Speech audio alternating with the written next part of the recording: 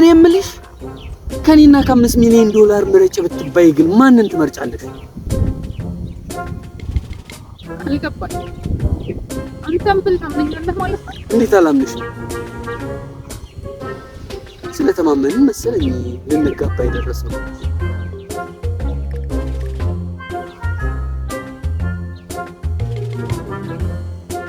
ነገርኛ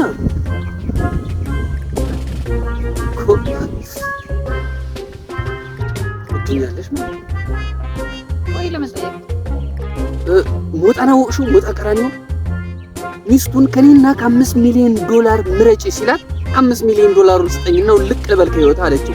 ይሄው አበደ። ከማበድኛለሁ ተመስገን ጌቴ። ሙት እንዲያጫውታል። እንዴት